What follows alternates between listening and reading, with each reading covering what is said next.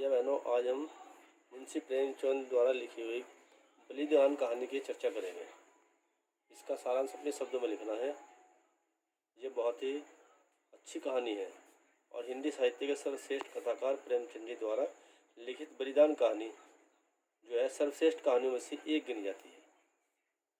तो इसमें जो है कहानी के अंदर बताया गया है कि जब आदमी अमीर होता है तो उसका नाम कितने आदर के साथ लिया जाता है और उसका पूरा नाम लिया जाता है, और जैसे ही आदमी गरीब हो जाता है तो उसके नाम के साथ साथ उसका नाम भी जो है समाज जो है छोटा कर देता है। देखिए, हरकू का परिचय।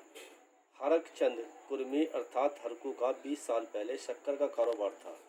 प्रारंभ में हरकू का कारोबार खूब फल फूल रहा था, परंतु विदेशी शक्कर के आ जाने से कारोबार समाप्त हो गया। हरकू अब जमींदार ओंकारनाथ के खेत जोतता है। पहले धनी होने पर हरकचंद कहा जाता था, अब गरीब होने पर हरकू रह गया।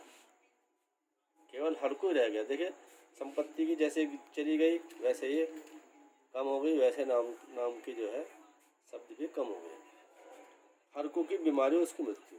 पहले हरकू बीमार होने पर बिना दवाई खाए ही ठीक हो जाता था। अब की बार हरकू बीमार पड़ा तो देसी औषधियों से भी वह ठीक न हो सका। सभी उसे अंग्रेजी इलाज की सलाह देते, परंतु कोई इलाज करवाता नहीं। 5 महीने तक कष्ट भोगने के पश्चात ठीक होली के दिन ही इस संसार से हरकू विदा हो गया। गिरधारी द्वारा नजराना न देने पर उसके खेतों का छिन जाना। गिरधारी के पिता हरकू की मृत्यु हो जाने पर उसका क्रियाक्रम बड़े ही धूमधाम से किया गया, जिसके कारण उसकी आर्थिक स्थिति अच्छी नहीं रही। गिरधारी के अच्छे खेत थे जिनमें एक साल में 3-3 फसलें पैदा होती थी। गांव वाले ओंकारनाथ को बड़ा नजराना देकर खेत छीनने के लिए तैयार थे। अतः ओंकारनाथ ने गिरधारी से कहा, लोग इस जमीन को 2 गुना नजराना देने को तैयार है। इस वर्ष तुमने नजराना 100 रुपये से कम न होगा। तुमसे जो है नजराना जो है 100 रुपये से कम न होगा। गिरधारी ने कहा, सरकार, मेरे घर में तो रोटियों का भी ठिकाना नहीं, मैं इतने रुपए कहाँ से लाऊं। ओंकारनाथ ने जमीन अपने नाम करा ली। उस दिन गिरधारी के यहाँ खाना नहीं बना। धीरे धीरे गिरधारी के बैल भी बिक गए। गिरधारी को बैलों की चिंता अपने से अधिक थी। अगला दिन गिरधारी का लापता होना। बैल बिकने के पश्चात गिरधारी ने उस दिन से कुछ भी नहीं खाया और घर से लापता हो गया। कालिका दीन का खेतों से इस्तीफा। गिरधारी के कहीं भी न मिलने पर उसकी पत्नी सुभागी बहुत परेशान थी।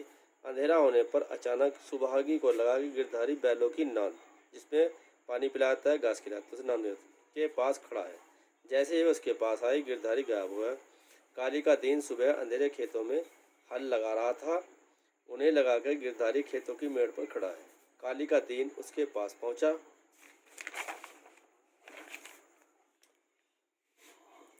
तो गिरधारी गायब हो गया। सारे गांव में गिरधारी के भूत बन जाने की अफवाह फैल गई। खेतों के मालिक ने खेतों से इस्तीफा दे दिया। गिरधारी के बेटे द्वारा नौकरी करने से आर्थिक स्थिति में सुधार। गिरधारी के गायब हो जाने पर उसका बेटा ईंट के भट्टे पर काम करने लगता है और 20 रुपये महीना कमाता है।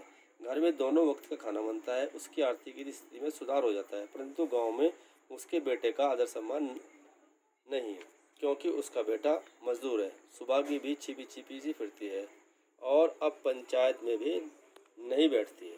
तो इस प्रकार से भैया बहनों कहानी का जो है अंत हो जाता है।